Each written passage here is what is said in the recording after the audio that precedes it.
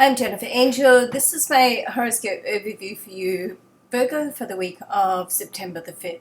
Now, we just had the solar eclipse in your sign, which is great energy. It's pretty intense for me. Anyway, I have a Cancer moon, and the moon is the ruler of Cancer, so I really felt it, as I'm sure most of you did, being in your sign. So the solar eclipse is a new moon eclipse, so it's an indication of better things to come, opportunities across your path.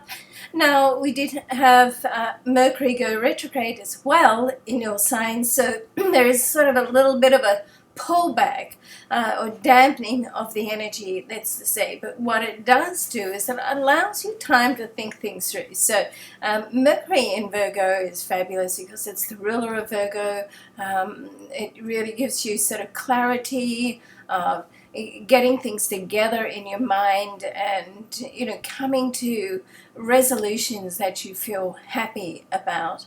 And Mercury retrograde transit is always better for planning than for action, so there's a little bit of a conflict there, as the solar eclipse wants to go into action and Mercury retrograde wants to sort of think about it. So put those together and it sort of works quite well, I think.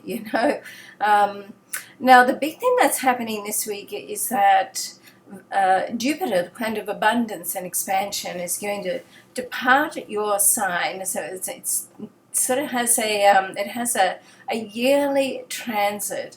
So I'm hoping that most of you had a year of opportunity, which is generally what happens when Jupiter is in your sign.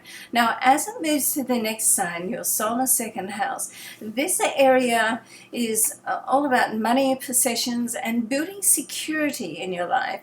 And really, it challenges you to believe that you can have what you desire, and think about things on a higher vibrational level. So there's look, to be positive is good always and with all planets, but there's two planets in my mind that really work very well with a positive outlook. So you have to be careful for this next year and always that you put out what you want to attract in a positive, affirmative way, rather than putting it out in a way of what you don't want in life. And sometimes what you don't want and what you do want are like the same things, but when you put it out in that positive, affirmative way, and I know I've probably said this to you before, so if you've been watching me for a while, then apologies for repeating myself, but very, very important right now for you, Virgo, because Venus is in your solar second house and Jupiter is moving in there. So these, are two vibration together. And this is an indication, and because Venus is the ruler of love and money, let's not forget, okay? So it's an indication that right now, and particularly over this next 12-month period, is your payday. All your hard work that you put in for the last year, and I know I've had some Virgos say to me, wow, Jupiter's been in our sign. This has been a very tough year. Excuse me. Sometimes when opportunities come through, it means that we have to give something up, or we have to give something up first before the opportunity can come through, and that can be tough. I know, so I'm hoping that that's all going to come to an end, and over this next year you'll get your payday and your rewards through. That's the idea anyway, let's hope so. Now, we do have a square between Neptune, which is in your opposite sign of relationships, and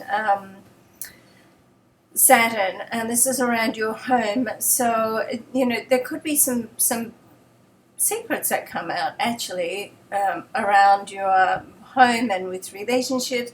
You want to sort of be, if something comes up from the past that perhaps wasn't dealt with, you want to deal with it, okay, once and for all, so you can put it behind you, because there's a lot of great things coming up. September in many ways is a challenging month, but it's also it's also a month of triggers that things can start and take place. We got another eclipse coming in another week. So, it's a very, very intense month. There are two aspects with Pluto as well. Pluto's in that solar fifth house, very good for creativity, very good for standing up and getting in touch with what you want, and then following through on that and getting clarity, okay? Certainly about monetary issues, as there's the square with Pluto and Venus.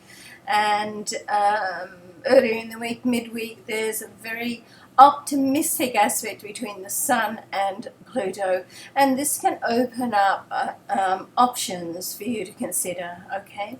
All right, have a great week. I'm Jennifer Angel. Thanks for watching.